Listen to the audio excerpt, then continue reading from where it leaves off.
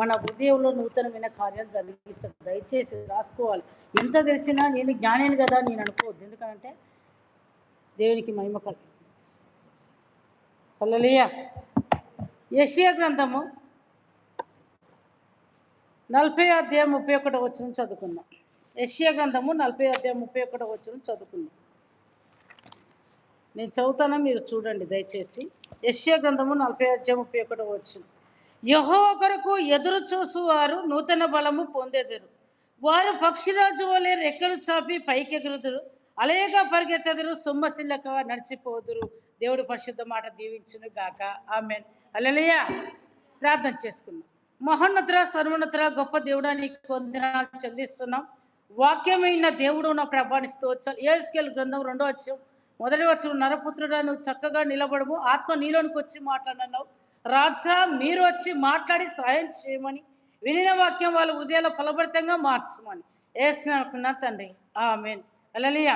ఈరోజు వాక్యం చూసినట్టయితే పక్షిరాజు విశ్వాసము. ఒక పక్షి చూడండి, పక్షిరాజుకు ఎలాంటి విశ్వాసం ఉంటుందో మీరు జాగ్రత్తగా వాక్యం విన్నట్టయితే, ప్రార్థన చేసుకున్నట్టయితే నిజంగా కూడా దేవుడు మన జీవితంలో కార్యం జరిగిస్తాడు. ఇక్కడ చూసినట్టయితే చూడండి, ఎవరి కొరకు ఎదురు చూడాలి మరి? మనుషుల కొరక, సేవకుల కొరక, పిల్లల కొరక, భర్త కొరక, భార్య కొరక? ఎవరి కొరకు మన ఎదురు చూపు చెప్పండి? యెహోవా కొరకు ఎదురు చూసేవారు. హల్లెలూయా. దేవుని కొరకు ఎవరైతే ఎదురు చూస్తారో వారి జీవితంలో దేవుడు గొప్ప కార్యం జరిగిస్తాడు. దేవునికి మహిమ కలుగును గాక. హల్లెలూయా. మన చూపు మొత్తము లోక సంబంధమైనది, లోకానుసారమైన ఆచారాలు, పద్ధతుల మీద ఉన్నది. కానీ మీకు ఈ పక్షిరాజు గురించే కొన్ని వాక్యాలు చెప్తా, జాగ్రత్తగా వినండి. దేనికి స్తోత్రం. హల్లెలూయా. చూడండి, పక్షిరాజు ఎలాగుంటుందంటే రెక్కలు చాపుతుంది. దేనికి స్తోత్రం. హల్లెలూయా. అది కింద ఉండదు. ఎప్పుడైనా ఉన్నతమైన స్థానమే కోరుకుంటుంది, ఉన్నతంగా ఉండటమే నేర్చుకుంటుంది. అది కింద ఉండదు. ఎప్పుడైనా నేను ఇంతే ఉండాలి, ఇదే స్థానంలో ఉండాలి, నా స్థితి ఇంతే, నా పరిస్థితి ఇంతే అనుకోదు. ఎందుకనంటే అది పక్షిరాజు. దేనికి స్తోత్రం. హల్లెలూయా. ఉన్నతమైన స్థలంలో ఉంటుంది. చాలా ఎత్తైన స్థలములలో, ఎత్తైన పర్వతముల మీద అది నివసిస్తే. దేనికి స్తోత్రం. హల్లెలూయా. క్రైస్తవుల చూపు కూడా, విశ్వాసుల చూపు కూడా ఉన్నతంగా ఉండాలి. దేనికి స్తోత్రాలు. హల్లెలూయా. పైనున్న వాటినే వెతుకుడు కానీ భూ సంబంధమైన వాటి మీద మనసు ఉంచకూడదు ఉన్నది. కానీ మనం భూ సంబంధమైన వాటి మీద మనసు పెడతాను, పైన ఏం చెప్తాను విడిచిపెడతాను. దేనికి స్తోత్రం. హల్లెలూయా. రెక్కలు చాపి ఎలా చేస్తానంటే పైకి ఎగురుతుందట, అది అలసిపోదు, సొమ్మసిల్లదట. దేనికి స్తోత్రం. హల్లెలూయా. అలసట అనేది క్రైస్తవ జీవితంలో, ప్రార్థనలో కానీ, వాక్యంలో కానీ, బైబిల్ చదవటంలో కానీ, ఉపాసనలో కానీ బలహీనతలు ఉండొద్దు. దేనికి స్తోత్రం. హల్లెలూయా. ఎందుకు? దేవుడు మనలో ఉన్నట్టయితే, ప్రార్థన నీ లోపల ఉన్నట్టయితే, వాక్యం నీ లోపల ఉన్నట్టయితే నీకు అలసట అనేది రా. దేనికి స్తోత్రం. హల్లెలూయా. ప్రసంగి 5:1 రాయబడి ఉంటుంది, నీవు దేవుని మందిరంలోకి వచ్చినప్పుడు నీ ప్రవర్తన అంతా ఎలా చూసుకోవాలట? జాగ్రత్తగా చూసుకోవాలి. అవును రాజు, ఈ వారం దినంలో నేను ఏ విషయంలో తప్పిపోయినా ఆ విషయంలో నా జీవితాన్ని సరిచేయి. రెండోదిగా వచ్చిన తర్వాత ప్రార్థన చేసుకున్నాక, మందిరానికి వచ్చిన తర్వాత ప్రార్థన చేసుకున్న తర్వాత ఆయనను మాత్రమే చూడాలి. ఎవరిని చూడాలట? దేవుణ్ణి మాత్రమే చూడాలి. ఈ లోక సంబంధమైంది నాకొద్దు ప్రభా, ఈ ఇకలోక సంబంధం, పర సంబంధమైంది నా నేత్రములు, నా ఆత్మీయ నేత్రములు తెరవబడును గాక. ఆమేన్. హల్లెలూయా. పక్షిరాజు ఉన్నతమైన స్థానంలో ఉంటుంది. అది అంతేకాకుండా చూడండి, అలేయక పరిగెత్తుతుందట, సొమ్మసిల్లక నడిచినట. దేనికి స్తోత్రాలు. అలసట అనేది ఉండదట, బలహీనత అనేది ఉండదట. ఉన్నతమైన స్థలంలో కూడా అది ఉన్నతంగా ముందుకు సాగుతుందట. అంతేకాకుండా పక్షిరాజు ముసళ్ళైపోతుంది. అయిపోయిన తర్వాత ఒక ఉన్నతమైన స్థలములలో ఒక పర్వతం మీదకి వెళ్తుందట. వెళ్ళిపోయిన తర్వాత అది ఏం చేస్తుందంటే మరలా ఆ ఉన్నతమైన స్థలంలో కూర్చొని తన అవయవాలను, దాని లోపల ఉన్న అవయవాలు, ఈకలు కావచ్చు, గోర్లు కావచ్చు, అవి ఏం చేస్తాడంటే మొత్తం దాని ముక్కు కావచ్చు, ముక్కు గోర్లను తీసేస్తుందట. అంతేకాకుండా ఈకలన్నీ పొడిసి తీసేస్తుందట. తర్వాత దాని ముక్కు కూడా బండకేసి బాగా కొట్టుకుంటుందట. అది ఊడిపోయిన తర్వాత ఏమవుతాయట చెప్పండి? గోర్లు కూడా తీసింది, ఈకలు కూడా తీసింది, ముక్కు కూడా కొండకేసి కొట్టేసింది. అన్నీ ఊడిపోయిన తర్వాత చూడండి, అది శ్రమలు పడ్డ తర్వాతనే దానికి యవ్వనం వచ్చింది. దేనికి స్తోత్రాలు. హల్లెలూయా. శ్రమలుందండి నీ ముందు మరలా చెప్తానా, శ్రమ పడంది క్రైస్తవ జీవితం కాదు. శ్రమలు ఎంత కలిగితే అంత, ప్రార్థన ఎంత నీ జీవితంలో ఉంటే అంత ఆశీర్వాదం దాగుంటది. అంత దీవెన. మొదటిగా మన కుటుంబాలను కట్టుకోవాలి. మన బిడ్డలను మనం మందిరానికి నడిపించాలి. దేనికి స్తోత్రాలు. హల్లెలూయా. అన్నీ తీసేసుకుంటుందట. ఎందుకంటే పాత పాత అవయవాలన్నీ విడిచిపెట్టి విసర్జించిన తర్వాత మరలా కొన్ని దినములు ఎటు చూస్తాడట, సూర్యునికెళ్ళి చూసుకుంటా, దేవునికెళ్ళి చూసుకుంటా అది ఏం చేస్తాడట, మౌనంగా కూర్చుంటుంది. కనిపెట్టుకొని చూస్తాట. తగిన సమయం కొరకు మెల్లమెల్లగా మళ్ళీ కొత్త ఈకలు రావడం మొదలు పెడతాయట, కొత్త గోర్లు రావడం మొదలు పెడతాయట, ముక్కు కూడా కొత్తది రావడం మొదలు పెడతాట. అప్పుడు పాతవి విసర్జించిన తర్వాత మరి యవ్వనంగా కనపడతాను. దేనికి స్తోత్రం. హల్లెలూయా. అందుకే చూడండి, దేవుడు మనలో ఉన్నట్టయితే, పరిశుద్ధాత్మ దేవుడు, పరిశుద్ధాత్మ అంటే అప్పుడప్పుడు వచ్చేదా, ఎల్లప్పుడు వచ్చేదా, లేదా సేవకులను బట్టి, సేవకురాలను బట్టి, సమయాలను బట్టి, లేదా ఆ సందర్భాలను బట్టి వచ్చేది పరిశుద్ధాత్మ కాదు. సదాకాలం మన మధ్యలో ఉన్నాడు పరిశుద్ధాత్మ దేవుడు. దేనికి మహిమ కలుగునుగా. హల్లెలూయా. బలమైన అభిషేకం, బలమైన ఆత్మ. మందిరం మామూలు మందిరం కాదు, నాకు తెలుసు. ఎందుకంటే ఎంత ప్రయాసంతో, ఎన్ని దెబ్బలతో, ఎంత కష్టంతో కట్టబడిందో మందిరం. ఎందుకంటే దేవుడు చెప్తే కట్టబడిన మందిరం కాబట్టి ఆయన పరిశుద్ధాత్మ యొక్క సన్నిధి ఈ స్థలం ముందు బలంగా అల్లాడుతాం. దేనికి స్తోత్రం. హల్లెలూయా. పక్షిరాజులాగా మనం ఏం చేయాలట, ఏం చేయాలి, నోరు ఇప్పండి, విసర్జించాలి. విడిచిపెడితేనే మరలా నూతనమైనవి వస్తాయి. నూతనమైనవి వచ్చిన తర్వాతనే యవ్వనం కంటే దేవుని దృష్టికి అంగీకారంగా కనబడతాం. దేనికి మహిమ కలుగును గాక. హల్లెలూయా. అంతేకాకుండా చూడండి, ఇక్కడ చూసిన 103వ కీర్తన 5వ వచనం చూసినట్టయితే, 103వ కీర్తన 5వ వచనంలో చూసినట్టయితే, పక్షిరాజు యవ్వనం వల్ల నీ యవ్వనం కృతజ్ఞతనొచ్చు, మేలుతో నీ హృదయం తృప్తిపరచుచున్నాడు. ఎట్లాట, పక్షిరాజు తన యవ్వనాన్ని విసర్జించిన తర్వాత ఎలా కనబడుతుందట, యవ్వనంగా కనబడుతుంది. దేనికి స్తోత్రం. హల్లెలూయా. మరలా మరలా ఎక్కడికి వచ్చిందట, సరే ఒక 30 సంవత్సరాలు కావచ్చు, ఎక్కడికి వచ్చిందట, 15 సంవత్సరాలు ఎక్కడికి వచ్చేసింది మరలా. దేనికి స్తోత్రం. హల్లెలూయా. అందుకే చూడండి, నీ యవ్వనం కృతజ్ఞతగా మేలుతో నీ హృదయం తృప్తిపరచుచున్నాడు. ఎట్లా, పాతవి విసర్జించిన తర్వాత యవ్వనం గనక కొత్తగా మరలా అభిషేకం మన మీద ఉండిన తర్వాత మేలులు. దేనికి స్తోత్రాలు. హల్లెలూయా. మేళ్లతో మన హృదయాన్ని తృప్తిపరుస్తాడు. కార్యాలు జరుగుతాయంటే లోపం ఎక్కడున్నదట, ఏమండి, కార్యాలు జరుగుతలేవు అంటే లోపం ఎక్కడున్నదట, మన దగ్గరనే ఉన్నాయి. దేనికి స్తోత్రం. హల్లెలూయా. అయితే చూడండి, 2 కొరింథీయుల రాసిన పత్రిక 5వ అధ్యాయం 17వ వచనంలో ఉంది. కాగా ఏమైందట, పాతవి గతించను, సమస్తం ఏమైతేనేట, పాతవి విడిచిపెట్టింది పక్షి, గోర్లు తీసేసింది, ఈకలు తీసేసింది, ముక్కు కూడా తీసేసింది. అందుకే పాతవి విసర్జించిన తర్వాత చూడండి, పాతవి గతించను, ఇప్పుడు ఏమైనాయట, సమస్తము క్రొత్తవాయను. దేనికి స్తోత్రాలు. హల్లెలూయా. కొత్త జీవితం ప్రారంభమైంది పక్షిరాజుకు. ఎక్కడట, ఎక్కడ కొండ మీద ఉన్నదట, చాలా ఎత్తున ఉన్నదట. దేనికి స్తోత్రాలు. హల్లెలూయా. అంతేకాకుండా పక్షిరాజు గూడు కూడా ఎక్కడుంటుందట చూడండి, ద్వితీయోపదేశ కాండం 31వ అధ్యాయం 11వ వచనం చూసినట్టయితే, దేవునికి మహిమ కలుగును గాక. స్తోత్రం. దేవునికి మహిమ కలుగును గాక. నీ దేవుడైన యెహోవా ఏర్పరచుకున్న స్థలమందు ఇశ్రాయేలు అందరూ ఆయన సన్నిధిలో కనబడి పర్ణశాల పండుగ ఆచరించుటకు ఇశ్రాయేలు అందరూ ఎదుట ఈ ధర్మశాస్త్రము ప్రకటించిన వారికి వినిపింపవలను. దేనికి స్తోత్రం. హల్లెలూయా. ఎక్కడికటంటే చూడండి, ఆయన నివాసం ఎక్కడున్నదట, ఒక మందిరం ప్రత్యేకించి దేవుడు మనకి ఏర్పాటు చేసి ఉన్నాడు. ఇక్కడికి వచ్చిన తర్వాత ఆయన సన్నిధిలో కనబడాలి. నువ్వు, నీ భర్త, నీ పిల్లలు ఎక్కడ కనబడాలట, ఎక్కడ కనబడాలట, దేవుని యొక్క సన్నిధిలో కనబడాలి. అంతేకాకుండా పురుగును కూడా గమనించి, ఆ పురుగును కూడా అది శ్రద్ధగా మన దృష్టి కూడా ఎక్కడ ఉండాలట, మరి దేవుని మీదనే ఉండాలి, వాక్య ధ్యానం మీదనే ఉండాలి, ప్రార్థన మీదనే ఉండాలి. దేనికి స్తోత్రం. హల్లెలూయా. వేరే వాటిని విసర్జించాలి, విడిచిపెట్టాలి. పక్షిరాజు ఈరోజు ఈ వాక్యము మీ జీవితాలు మార్చబడును గాక. దేనికి స్తోత్రం. హల్లెలూయా. అయితే చూడండి, మత్తయి సువార్త 6వ అధ్యాయం 22వ వచనం 23వ వచనం చదువుకుందాం. మత్తయి సువార్త 6. దేవునికి మహిమ కలుగును. దేనికి స్తోత్రం.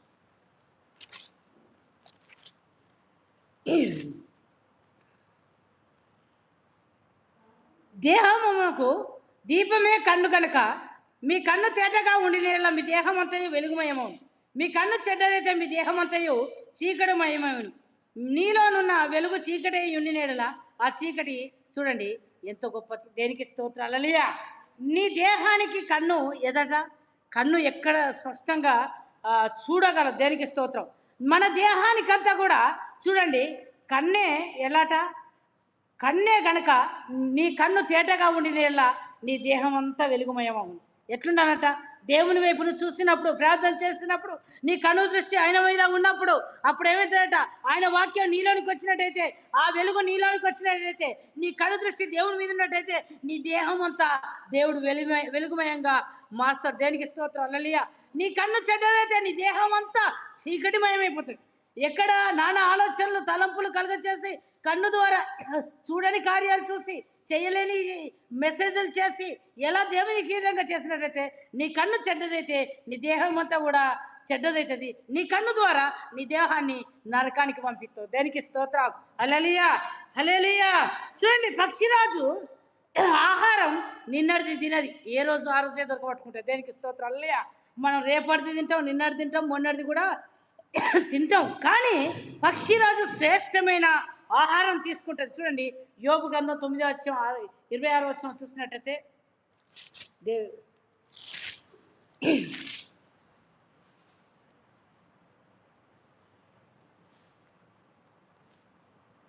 రెల్లు పడవలు దాటిపోవునట్లుగా అవి జరిగిపోవును, ఎర మీద విసిరినట్టుగా దిగు పక్షిరాజు వలె అవి త్వరబడిపోవును. దేనికి స్తోత్రం, హల్లెలూయా. ఎక్కడి నుంచి వస్తుందట, 6000 కిలోమీటర్ల నుంచి కిందికి వచ్చి శ్రేష్టమైన మంచి యొక్క ఆహారం ఏ దినమునకు కావాల్సింది ఆ రోజే దేవుడు సిద్ధపరిచిన రీతిగా పక్షిరాజు అక్కడి నుండి చేంజ్ చేస్తాట, ఆహారం తీసుకొని వెళ్ళిపోతాట. దేనికి స్తోత్రం, హల్లెలూయా. పక్షిరాజు చూడండి సహవాసం ఒంటరితనమే, ఎవరితో కలవది పక్షిరాజు, 10 మందిని వెంటేసుకొని రాదు అది. పక్షిరాజు ఒంటరిగానే వస్తుంది. దేనికి స్తోత్రం, హల్లెలూయా.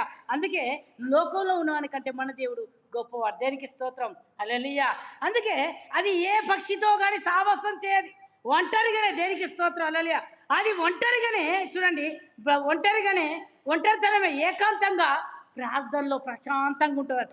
మనం కూడా ఏకాంత ప్రార్థన చేయాలి. ఎలా చేయాలట, ఒంటరిగా చేరి ప్రార్థన చేయాలి.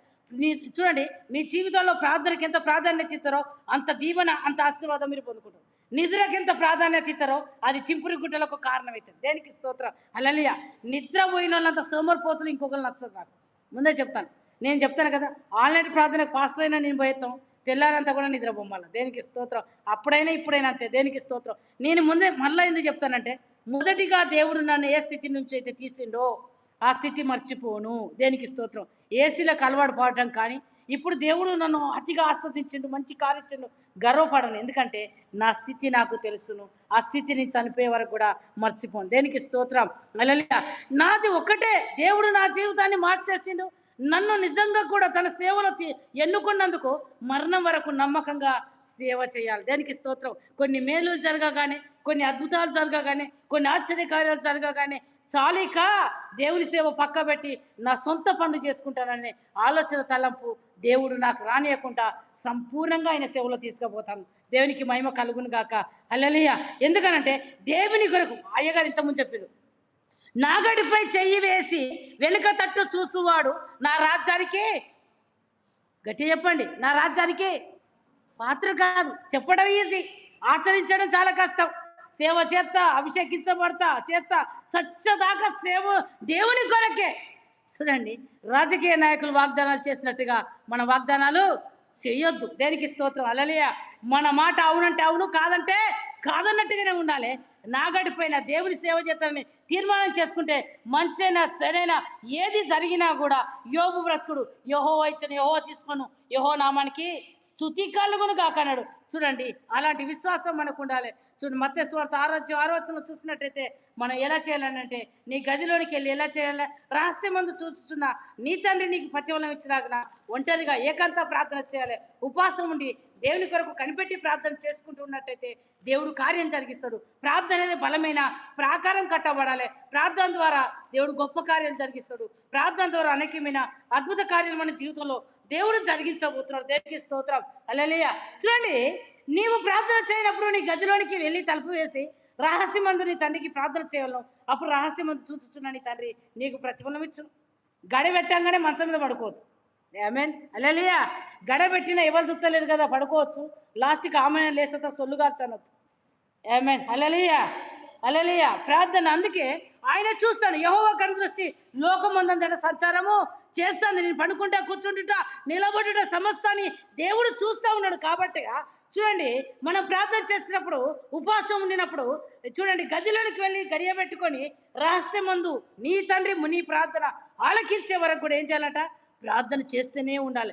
ఆయన నీ ప్రార్థన విని నీకు రహస్యమందు చూచుచున్న నీ తండ్రి నీకు ప్రతిఫలం ఇచ్చేంత వరకు కూడా ప్రార్థన. పక్షిరాజు అలా విధంగా ఏకాంతంగా కూర్చొని చూడండి, 6000 కిలోమీటర్ల ఎత్తులో ఎత్తైన కొండ మీద కూర్చొని అది దేవునికి ప్రార్థన చేస్తుంది. అందుకే దానికి యవన స్థితి, యవన ప్రాయం వచ్చింది. దానికి స్తోత్రం హల్లెలూయా.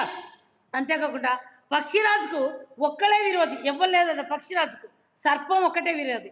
మనకు కూడా క్రైస్తవులు ఒక సాతాను ఒక్కడే విరోధి. దేనికి స్తోత్రం హల్లెలూయా.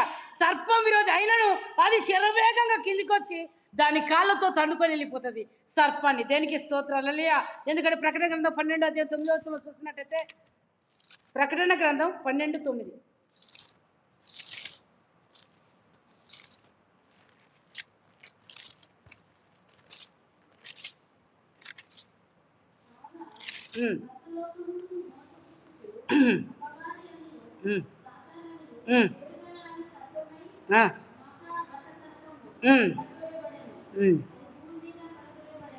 చాలా దేనికి స్తోత్రాలు. చూడండి, అప్పవాది కాగా సర్వలోకాన్ని అది మోసపుచ్చుతుంది సాతాను.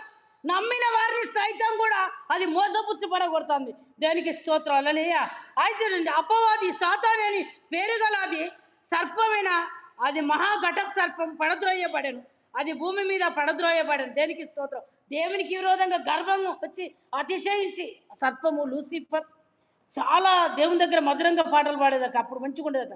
గర్వం కొంచెం రావడం వల్ల ఏమైంది? త్రోసివేయబడింది, పడద్రోయబడింది. అది ఎక్కడ పడ్డదట? పాతాళంలో. దేనికి స్తోత్రం. ఇప్పుడు భూమి మీద ఉండి ఏం చేస్తుందట? నమ్మిన వారిని సైతం కూడా మోసపుచ్చుకుంటే ఏం చేస్తుందట? పడగొడుతుంది. భక్తిలో లేకుండా, ప్రార్థన లేకుండా, వాక్యం లేకుండా, దేవుని యందు విశ్వాసం లేకుండా ఏం చేస్తా? ఇది జరుగుతుందా? ఇది అవుతుందా? నా భర్త మారుతాడా? నా కొడుకు మారుతాడా? ఇంకెప్పుడు మారుతాడు? దేనికి స్తోత్రం. నీలో విశ్వాసం ఉంటే కార్యం జరుగుతుంది. దేనికి స్తోత్రం హల్లెలూయా. అందుకే చూడండి, పడద్రోయబడదు. దాని దూతలు దానితో కూడా పడద్రోయబడరు. అయితే చూడండి, దానికి ఏమాత్రం కూడా సాతానికి మనం అవకాశం ఇచ్చే వారిగా ఉండకుండా పక్షిరాజు ఎలా చేస్తుందంటే సర్పాన్ని దాన్ని 6000 కిలోమీటర్ల నుంచి కిందికి వచ్చి కాళ్ళతో దాన్ని తండుకొని వెళ్ళిపోతాను. దేనికి స్తోత్రం హల్లెలూయా. చివరిగా చూసినట్టయితే మనకు విరోధి 1 పేతురు రాసిన పత్రిక 5:8 చూసినట్టయితే,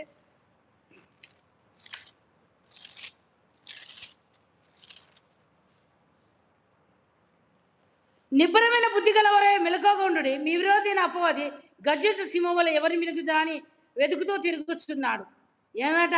సాతాను ఎవరిని పడకూడదనా? ఎవరిని పాడు చేద్దామా? ఎవరి కుటుంబాన్ని నాశనం చేద్దామా? ఎవరిని చిచ్చు పెడదామని తిరుగుతుంటది సాతాను. అందుకే ఇక్కడ ఉన్నది చూడండి, నిబ్బరమైన బుద్ధి గలవారై మెలకువగా ఉండి రాత్రి ఎక్కువగా నిద్రపోకండి. దేనికి స్తోత్రం. నాకు ఎందుకో కానీ దాదాపు 6 నెలలని చూస్తాను 3 గంటలకే మేలుకొస్తాను. 3 గంటలకే. దేనికి స్తోత్రం హల్లెలూయా. రాత్రి 1 గంటకు వచ్చినా 3 గంటలకే మేలుకొస్తాను. దేనికి మహిమ కలుగును గాక. చూడండి, ప్రార్థన చేసుకోవాలి. ఎందుకు మేలుకొస్తుందనంటే, నువ్వు 3 గంటలకు లేసి నీ పిల్లల కొరకు, నీ కుటుంబం కొరకు, నీ భర్త కొరకు ప్రార్థన చేయాలి. ప్రార్థన చేసి మళ్ళీ ఏం చేయాలి? ఏం చేయాలమ్మా? ప్రార్థన చేసుకున్నాక ఏం చేయాలి? ఏం చేయాలి? మళ్ళీ పోయి పడుకోవాలి. దేనికి స్తోత్రాలు హల్లెలూయా. చూడండి, నిబ్బరమైన జ్ఞానవంతురాలు తన ఇల్లు కట్టుకొని 3 రోజులు తన ఇల్లు పెరికి వేసుకొని దేనికి మహిమ కలుగును. జ్ఞానయుక్తంగా ఎవరైతే ఉంటారో వారి కుటుంబాలు వదిలితాయి. సోమరితనం చింపుడుగుడ్డలకు కారణమవుతుంది. దేనికి స్తోత్రాలు హల్లెలూయా.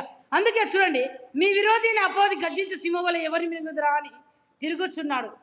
అందుకే సాతానికి అవకాశం ఇవ్వకుండా ఉన్నట్టయితే పక్షిరాజు ఎక్కడ ఎక్కడ నివసిస్తుందట? ఎక్కడ చూడండి, పక్షిరాజు లాంటి విశ్వాసం మనకు ఉండాలి. అందుకే చూడండి ఎట్లాట చదువు, యెహోవా కొరకు ఎదురు చూసేవారు నూతన బలము పొందేది, అలేక పరిగెత్తరు, సొమ్మసిల్లక నడిచేదరు. దేనికి స్తోత్రం హల్లెలూయా. అది చూడండి, దాని అవయవాలు ఎప్పుడైతే విసర్జించబడిందో దాని యవ్వనం ఎలా అయిందంటే యవ్వనంగా మార్చబడింది. దేనికి మహిమ కలుగును గాక. అది 6000 కిలోమీటర్ల అడుగుల 6000 అడుగుల ఎత్తు నుంచి కూడా చిన్న పురుగైన కూడా స్పష్టంగా చూడగలదు. అది దానికి అది స్పష్టంగా తీసుకొని పోగలదు. అంతేకాకుండా ఏ రోజు ఆహారం ఆ రోజే దానికి సమకూర్చబడుతుంది. అది ఏ రోజు ఆ రోజే తీసుకెళ్తాను. దేనికి స్తోత్రాలు హల్లెలూయా. అంతేకాకుండా అది చూడండి, పక్షిరాజు సహవాసం, ఒంటరితనం, ఏకాంత ప్రార్థన, ప్రార్థన ఎవరి కుటుంబాలకు ఉంటే వారి కుటుంబాలు నిజంగా కూడా దేవుడు సంపూర్ణంగా మార్చి దేవునిలో కట్టబడతారు. దేవునితో నిజంగా కూడా దేవుడు మీతో ఉండి గొప్ప కార్యాలు జరిగిస్తాడు. దేవుడు మాటలు దీవించి ఆస్వాదించును గాక. ఆమేన్. ప్రార్థన చేసుకుందాం. సర్వోన్నతుడైన దేవా, నీ నామానికి మహిమ చెల్లిస్తున్నాను నా తండ్రి. అయ్యా, యెషయా గ్రంథం 40 నా తండ్రి 30, 41 వచ్చిన తండ్రి, మీరు మాట్లాడిన నా ప్రభా నీకు వందనాలు చెల్లిస్తున్నాను నా తండ్రి. యెహోవా కొరకు నా తండ్రి 40 అధ్యాయం 31 వచ్చిన ద్వారా మాతో మాట్లాడినందుకు వందనాలు. యెహోవా కొరకు ఎదురు చూసేవారు నూతన బలం పొందేదరన్న ప్రభా. అయ్యా, అట్టి బలాన్ని శక్తిని మాకు దయచేయన ప్రభాని స్తోత్రాలు. అవును రాజా, పక్షిరాజు శ్రేష్టమైన అయ్యా ఉన్నతమైన స్థితిలో ఉండేది నా ప్రభాని స్తోత్రాలు. అయ్యా, ఎత్తైన 6000 అడుగులో నా తండ్రి అయ్యా ఉండి నా తండ్రి నీ స్తోత్రాలు. దాని అవయవాలు ఈగలు కానీ నా తండ్రి ముక్కు కానీ గోర్లు కానీ విసర్జించిన ప్రభ యా తండ్రి, అప్పుడే నా తండ్రి 103 కీర్తన 5వ వచనం ప్రకారం అయ్యా నా తండ్రి నీకు స్తోత్రాలు. అయ్యా నా తండ్రి నీకు మహిమ చెల్లిస్తూ యవ్వనగా అయ్యా నా తండ్రి కొత్తగా వచ్చినట్లుగా మేలుతో మా హృదయాన్ని తృప్తిపరిచే దేవుడు నా ప్రభ. అయ్యా, ప్రార్థనలో ఏకాంత ప్రార్థనలో గడుపుటకు సహాయము దయచేయన ప్రభ. పక్షిరాజు నా తండ్రి ఇచ్చిన విశ్వాసం మా అందరికీ దయచేయమని ఏసిన నా తండ్రి.